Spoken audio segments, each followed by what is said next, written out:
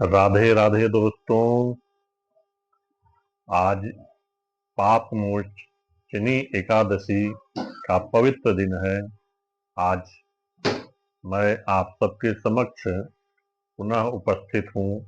आपको गीता के शाश्वत ज्ञान में की गंगा में गोता लगाने के लिए मैं आइए आप हम सब मैं आप सबको कुरुक्षेत्र में ले चलता हूँ, जहाँ पर भगवान अर्जुन को गीता का उपदेश दे रहे हैं और गीता के सार का समझा रहे हैं, जिसमें कि दूसरा अध्याय है जो गीता का सार है। इस अध्याय के माध्यम से भगवान ने तीनों योगों के बारे में, ज्ञान योग, भक्ति योग और कर्म योग, इन तीनों योगों की एक संक्षिप्त रूप में जो है व्याख्या करी है और अर्जुन को समझाने का प्रयास किया है। अर्जुन तो वैसे समझ गया था, लेकिन अर्जुन जो है एक हम लोगों की बुद्धि का वो प्रतिनिधित्व करता है कि आने वाले कलयुग में मनुष्यों की कितनी सूक्ष्म बुद्धि होगी, कितनी लघु और अल्प बुद्धि होगी कि वो उसको समझने में बार बार प्रयास करेंगे, लेकिन फिर भी उनके समझ में नहीं आता है। इसलिए अर्जुन बार बार भगवान से हम लोगों की भाषा में जो हमारे मनोविकार हो सकते हैं उसके लिए वो प्रश्न करता है। वैसे तो भागवत में जो श्रेष्ठ महापुरुष हैं, ज्ञानी हैं, उनके लिए संक्षिप्त शब्दों में ही जो है वो समझ जाते हैं, लेकिन जो अल्प बुद्धि वाले हो मनुष्य हैं, कलयुग में खास तौर से ऐसे मनुष्यों को विस्तार से बताने के लिए ही भगवान ने इस दूसरे अध्याय के समाप्त होने के बावजूद जो है अर्जुन को 18 अध्याय तक विश्लेषण करते हुए उसको जो है बड़े विस्तार से समझाने का प्रयास किया है। वह अर्जुन ज्ञानी था और योग्य भक्त भी था, तो भगवान को शरणागत होते हुए उसने सारी गीता को समझ लिया था। लेकिन वो हम लोगों की तरफ से आने वाले कलयुग के मनुष्यों को वो उनकी बुद्धि इतनी तीव्र या सूक्ष्म नहीं होगी, उसके लिए वो एक प्रकार का जो है भगवान उसकी बुद्धि में ऐसा शंका डालते हैं। उस शंका के निवारण के निमित्त भगवान को ये 18 अध्याय की गीता कहनी पड़ी थी। आइए दोस्तों, हम आप कुछ श्लोक गीता के दूसरे अध्याय के 4 श्लोक बचे रह गए थे, जिसमें भगवान अर्जुन को स्थित प्रज्ञ हुए व्यक्ति की परिभाषा बता रहे हैं। आइए उन चारों श्लोकों को हम आप श्रवण करते हैं। या निशा सर्वभूतानां तस्यां जागृति संयमी, यस्यां जागृति भूतानां सा निशा पश्यतो मुने। आपूर्णम् अचलं प्रतिष्ठं समुद्रमापः प्रविशन्ति यद्दत् तद्दत्ते कामः या प्रविशन्ति सर्वे सा शान्तिमाप्नोति न कामी। विहाय कामान् सर्वान् उम्माश्चरति निःस्पृहा, निर्ममो निरहङ्कारा शान्तिम् अधिगच्छति। एषा ब्राह्मी स्थितिः पार्थ नायेनां प्राप्य विमुहति, स्थित श्यामंत कालेऽपि ब्रह्म निर्वाणम रक्षति। इसमें भगवान अर्जुन को कहते हैं, स्थित प्रज्ञ हुआ व्यक्ति के जो लक्षण हैं वो भगवान बता रहे हैं कि या निशा सर्वभूतानाम, जो सारे मनुष्यों भौतिक जीवन में जो सारे मनुष्यों के लिए रात्रि होती है, जिस समय वो अनेक प्रकार के सपनों को देखता है अपनी इंद्रियों की तृप्ति के लिए, अपनी कामनाओं की पूर्ति के लिए, ऐसा रात्रि जो है जो योगी पुरुष होते हैं उनके लिए वो दिन के समान होती है। और जो दिन में भौतिक संसारिक व्यक्ति जिसमें अपने इंद्रियों की तृप्ति के लिए, इच्छाओं की पूर्ति के लिए जो सारे कार्य करता है दिन में, वो ऐसे योगी के लिए रात्रि के समान होती है। या निशा सर्वभूतानाम, कहने का मतलब जो रात्रि है वो योगियों के जागने की, उनके लिए दिन होता है। उस अवस्था में वो जागते रहते हैं। जागना मतलब होता है, देखिए बुद्धिमान व्यक्ति की दो श्रेणी होती है। नंबर एक श्रेणी में प्रथम आते हैं जो भौतिक संसार में उन्नति करते हैं, वो भी बुद्धिमान होते हैं। भौतिक संसार में अपनी इच्छाओं को, अपनी इंद्रियों की पूर्ति के लिए, अपने सुख की प्राप्ति के लिए जो भौतिक पदार्थों का संचय करते हैं, उसमें अपने को उन्नत करते, ऐसा व्यक्ति जो है भी बुद्धिमान होता है। एक दूसरा व्यक्ति बुद्धिमान की श्रेणी में आता है जो आत्मनिरीक्षक होता है, जो अपने आत्मज्ञान के बारे में सचेत रहता है। उसकी उन्नति, उत्तरोत्तर उन्नति आत्मज्ञान और भगवत ज्ञान के विषय में ही होती है। तो ये दो प्रकार के पुरुष होते हैं। जो भौतिक उन्नति करते हैं वो भी बुद्धिमान होते हैं, लेकिन उनको कम ज्ञानी कहा गया, अल्पज्ञ ज्ञानी, क्योंकि सांसारिक जगत में उन्नति करने वाला व्यक्ति जो है मूर्ख होता है, और आध्यात्मिक जगत में उन्नति करने वाला व्यक्ति को असली बुद्धिमान माना जाता है। तो यहाँ भगवान कहते हैं कि वो व्यक्ति जो है उसकी तुलना में जो है उतना बुद्धिमान नहीं है, जो व्यक्ति आनंद और सुख की प्राप्ति के लिए आत्मज्ञान की ओर तत्पर है। मानस में भी गोस्वामी तुलसीदास जी ने ये बहुत ही अच्छी चौपाई लिखा है।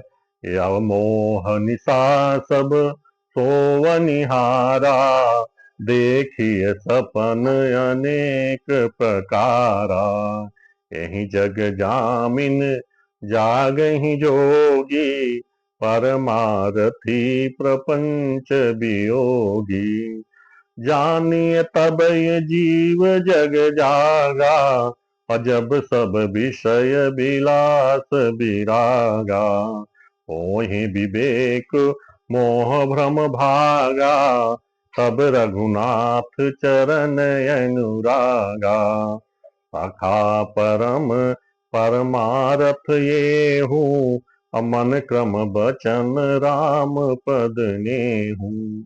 यहाँ पे तुलसीदास जी ने कहा है, मोह निशा सब सोवनिहारा, देखहि सपन अनेक प्रकारा। जो मोह रूपी संसार में जो ये रात्रि है, मोह रूपी है, इसमें उसे उस व्यक्ति को सोता ही हुआ ही जानना चाहिए, जो कि जागते हुए भी वो अनेक प्रकार के सपनों को देखता रहता है। ऐसा व्यक्ति को तभी जागा हुआ मानना चाहिए जब वो अपने इस सांसारिक भोग विलास से त्याग देता है, यानी वैराग्य कि उनसे अपनी इंद्रियों को हटा लेता है। तो यहाँ इस चौपाई के माध्यम से भी भगवान गोस्वामी तुलसीदास जी ने हमें आपको समझाने का प्रयास किया है। आपूर्णमाणम अचलम प्रतिष्ठम समुद्रमापः प्रविशन्ति यद्दत्, जैसे नदी, समुद्र में नदियां जो है, समुद्र अचल होता है, स्थिर होता है, उसमें कितनी भी प्रकार की नदियां निरंतर प्रवेश करती रहती हैं, फिर भी वो अस्थिर नहीं होता, अपने तट को, अपनी मर्यादा को नहीं लांघता है। हाँ, चाहे जितनी भी नदियां उसमें आती जाएं, वो उसमें धैर्यवान और स्थिर बना रहता है। तो सम आपूर्णमाणम अचल प्रतिष्ठम समुद्रयापः प्रविशन्ति यद्दत्, जैसे नदियां उस समुद्र में प्रवेश करती रहती हैं, फिर भी समुद्र में कोई फर्क या कोई प्रभाव नहीं पड़ता है। तब दत्त कामाय प्रविशन्ति सर्वे, उसी प्रकार से धीर पुरुष जो होते हैं, मनुष्य होते हैं, उनके अंदर कामनाएं और इच्छाएं का प्रवेग और वेग आता रहता है, लेकिन फिर भी वो विचलित नहीं होते हैं और स्थिर अवस्था में बने रहते हैं, अपने को विचलित नहीं करते, ना उन इच्छाओं की पूर्ति के पीछे वो भागते रहते हैं। ऐसा ही व्यक्ति सा शांतिमापनोति न काम कामी, ऐसा ही व्यक्ति इस संसार में शांति को प्राप्त कर सकता है, और न कि वो व्यक्ति जो अपनी कामनाओं, अपनी इच्छाओं की पूर्ति के लिए लगातार प्रयत्नरत रहता है, या उन इच्छाओं की पूर्ति के लिए हमेशा जो है प्रयासरत रहता है, रातों दिन ऐसे व्यक्ति के जीवन में शांति कभी नहीं आ सकती है। विहाय कामान सर्वान् पुम्माश्चरति निःस्पृहा स निर्ममो निरअहंकारा अशांतिमाधिगच्छति। विहाय कामान, भगवान ने यहाँ बार फिर से कहा। पहला श्लोक में भगवान ने जब स्थित प्रज्ञ की भाषा परिभाषा शुरू की थी श्लोक में, तो पहले श्लोक में भगवान ने कहा था प्रजहाति यदा कामान सर्वान पार्थ मनोगतान। यहाँ पहले कहा था प्रजहाति, यानी तुम अपनी सारी कामनाओं को त्याग दो, मन से उत्पन्न होने वाली सारी कामनाओं को त्याग दो अर्जुन तुम। और यहाँ पर फिर भगवान ने इस श्लोक के जो अंतिम श्लोक है इस गीता के दूसरे अध्याय के 71वां श्लोक, जिसमें कहा विहाय कामान, फिर वे कह रहे वहीं जिस जहां से उन्होंने शब्द को उठाया था प्रजहाति त्याग दो, और फिर यहाँ उसी शब्द को लाते हैं विहाय कामान, मतलब तुम अपनी सारी कामनाओं को त्याग दो। विहाय कामान सर्वान पुम्माश्रिति निःस्पृहा, जो तुम्हारी इस निःस्पृहा यहाँ आया है, एक ये बहुत ही महत्वपूर्ण शब्द भगवान ने यूज किया है निःस्पृहा। एक होता है स्पृहा जिसमें इच्छा होना, और एक होता है उसका विपरीत निःस्पृहा। यहाँ भगवान ने निःस्पृहा शब्द कहा है। निःस्पृहा का मतलब होता है इच्छा रहित होना। तो कहा है विहाय कामान सर्वान पुम्माश्रिति निःस्पृहा और निर्ममो निरहंकारा शांतिमधिगच्छति। तुम अपनी सारी कामनाओं को त्याग दो। तुम उससे त्यागने से, जब तुम अपनी इच्छाओं को त्याग दोगे तब तुम्हें क्या होगा, निर्ममम निरअहंकारा शांतिम अधिगच्छति। जब बिना मोह के और बिना अहंकार के जब तुम युक्त हो जाओगे तभी तुम्हें इस संसार में जो है शांति की प्राप्त होगी। अगर मोह अहंकार ये दोनों चीज तुम्हारे अंदर व्याप्त रहेंगे, तुम इनके अधीन रहोगे, और अब तुम्हारी इंद्रियां जो है इनकी तुष्टि के लिए जो है हमेशा लगी रहेंगी, इच्छाओं की पूर्ति के लिए, तो तुम्हें इस जीवन में कभी शांति नहीं प्राप्त होगी और ना ही सुख ही प्राप्त होगा। इसलिए स्थित प्रज्ञ हुआ व्यक्ति जो है वो इन सब के लक्षण बताते हुए भगवान ने कहा तुम्हें अपने जो है इच्छाओं को जो है त्यागना पड़ेगा, इंद्रिय तृप्ति के लिए वैराग्य लेना पड़ेगा, तभी तुम स्थित प्रज्ञता की अवस्था को प्राप्त करोगे। लेकिन इच्छा शून्य होना और इंद्रिय शून्य होना ये बहुत ही मुश्किल काम है। तो भगवान ने कहा तुम इसके लिए संसार में निरहंकार, इस संसार में जितने भी पदार्थ हैं, जितने भी भोग हैं, तो ये सब मेरे हैं, तुम इसके मालिक नहीं हो। ये सारी चीजें मेरे द्वारा तुम्हें प्रदान की गई है। तुम्हें प्रारब्धवश तुम्हें इन सब चीजों का उपभोग करना चाहिए, उसमें आसक्त मत हो। ये प्रसाद स्वरूप मानकर तुम इन सारे पदार्थों का भोग करो। भगवान ने कहा तुम्हें इच्छा, ऐसा हो ही नहीं सकता किसी के व्यक्ति में कोई इच्छा कोई कामना न जागृत हो, तो इच्छा विहीन नहीं हो सकता और इंद्रिय शून्य भी नहीं हो सकता है, इंद्रियों से इच्छाओं से विमुख भी नहीं होता है। तो भगवान ने कहा तुम्हें करना चाहिए क्या, तुम्हें अपनी सारी इच्छाओं को, अपनी इंद्रियों के सुख को मेरी तरफ डाइवर्ट कर दो, संसार की तरफ नहीं।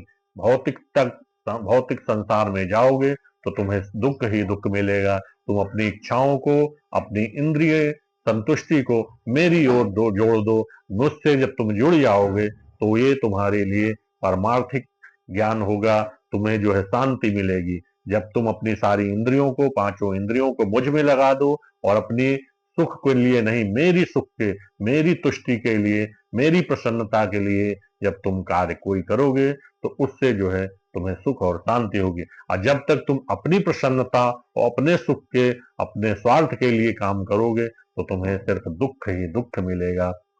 भगवान ने इस श्लोक के माध्यम से गीता में के स्थित प्रज्ञ हुए व्यक्ति की एक लक्षणों अर्जुन को बताते हैं कि ऐसा व्यक्ति में जो लक्षण दिखते हैं उसी को तुम स्थित प्रज्ञ हुआ व्यक्ति मानो। फिर भगवान अंतिम श्लोक में कहते हैं ऐसा ब्राह्मे स्थिति पार्थ नयनाम प्राप्त विमुहति स्थित सामंत काले यपि ब्रह्म निर्वाणम रक्षति। ऐसा, ऐसा शब्द का मतलब ऐसा व्यक्ति, ऐसा हुआ व्यक्ति, ऐसे लक्षणों से युक्त व्यक्ति ही जो है इस संसार में मोह में नहीं पड़ता है। और वो ऐसा कोई व्यक्ति जिसके में अंदर ये लक्षण आ जाए तो इस जीवन काल के अंतिम क्षण में भी जो है ब्रह्म की प्राप्ति करके ब्रह्म निर्वाणम रक्षति, मतलब मेरे परम धाम को वो प्राप्त कर सकता है। कहने का मतलब किसी के पूरे जीवन में वो भले ही भौतिकता की ओर भागता रहा हो, भौतिक संसारिक कार्यों में लगा हो, लेकिन अगर अंत समय में भी उसको ये ज्ञान हो जाए तो वो मेरे शरण में आ जाएगा और मेरे की भगवत धाम का अधिकारी होगा। तो भगवान ने इन सभी श्लोकों के माध्यम से इस प्रकार दूसरे अध्याय में भगवान ने गीता का सार कहा है। ये गीता का सार में ये चारों योग की जो है यहाँ पर परिभाषा बताई गई है। अब आप कहेंगे तीन ही योग हैं, चार योग, चौथा योग कौन सा है? देखिए, ज्ञान योग, कर्म योग और भक्ति योग, इन तीन योग। लेकिन इन तीनों योगों को मिला के जो है भगवान ने इन सब के समग्र योग को कहा है। भगवान ने इन तीनों योगों को मिलाकर एक कहा मेरा स्वरूप योग है। इसलिए ये चारों योग जो है भगवान का चौथा योग जो है स्वरूप योग है। और इस चारों योग के माध्यम से भगवान ने अर्जुन को जो है गीता का उपदेश किया और अर्जुन तो समझ गया। अब इसके आगे के श्लोकों में भगवान इन सारे चीजों को जो थोड़ा थोड़ा करके बताए हैं उसका विस्तार करेंगे। कर्म योग का विस्तार, फिर ज्ञान योग का, फिर भक्ति योग का विस्तार है, जो कि 18 अध्याय तक ये चलता है। भगवान ने इसमें स्थित प्रज्ञ हुए व्यक्ति के ही बारे में बताया है और कहा है कि जिनकी इंद्रियां और मन जो है वश में नहीं है और जो भोगों में जो है आसक्त हैं, ऐसा परमात्मा तत्व की तरफ से सोए हुए व्यक्ति हैं। और परमात्मा क्या है, तत्व ज्ञान क्या है, हम दुख क्यों पा रहे हैं और इसका परिणाम क्या होगा, इन सब तरफ से हम बिल्कुल ध्यान नहीं देते हैं। ऐसे व्यक्तियों के लिए ही जो है ये रात्रि है, उनके लिए बिल्कुल अंधेरा है। जो भगवान कह रहे हैं जैसे सारे भूतानाम कहा ना, तो भूतानाम जो सारे पशु पक्षी हैं और जीव मनुष्य जो है ये सभी उस भूतानाम में आते हैं। ये सभी खाने पीने और सोने में लगे रहते हैं, लेकिन मनुष्य जो है और धन संग्रह में और आहार निद्रा में लगा हुआ है। उसका गणना उस पशु पक्षियों की ही भांति करनी चाहिए। भगवान ने कहा कि परमात्मा तत्व से विमुख रहने से पशु पक्षी और मनुष्यों में कोई अंतर नहीं रह जाता। तो जो व्यक्ति परमात्मा तत्व की ओर लगा हुआ है या आत्मज्ञान की ओर लगा हुआ या भगवत प्राप्ति की ओर लगा हुआ है, ऐसे व्यक्ति की जो विवेक शक्ति जो है जागृत रहती है, उसी व्यक्ति को जो है इस संसार में जगा हुआ मानना चाहिए। बाकी जो है सारे जीव इस संसार में सोते हुए ही हैं, जो कि अपने दैनिक आहार विहार में लगे हैं और उनको अपने परमात्म ज्ञान या आत्मज्ञान की बिल्कुल ही चिंता नहीं है। इस संसार में भगवान ने कहा जन्म और मृत्यु के बीच की यात्रा ही जीवन है और जहाँ हर मृत्यु एक नए जन्म का आरंभ होती है। उसके बाद भगवान कहते हैं हर जन्म पिछले जन्म के अधूरे कार्यों को पूरा करने का एक अवसर मिलता है। फिर कहते हैं भगवान इस जन्म में हम जिनसे मिलते हैं और वे शायद जो है पिछले जन्म के हमारे साथी होते हैं, जिनके साथ हमारी कहानी अधूरी रह जाती है, उसको हम पूरा करने हैं। फिर भगवान कहते हैं जीवन एक अनंत चक्र है, इस हर जन्म में एक नई नई कहानी लिखने को हमें मौका मिलता है। फिर भगवान ने कहा बुढ़ापा सिर्फ एक संख्या है, वास्तविक अनुभव और ज्ञान जीवन को समृद्ध करते हैं। हमारी मुलाकातें कोई संयोग नहीं है, बल्कि पूर्व निर्धारित स्क्रिप्ट का एक हिस्सा होती हैं, जहां पुराने संबंध नए सिरे से मिलते हैं। जीवन को समझना स्वयं से बड़ा है, यह हमारे पिछले और वर्तमान जन्मों के अनुभवों का मिश्रण है। जीवन की यात्रा अपने आप को खोजने और पूर्णता की ओर बढ़ने की एक प्रक्रिया होती है।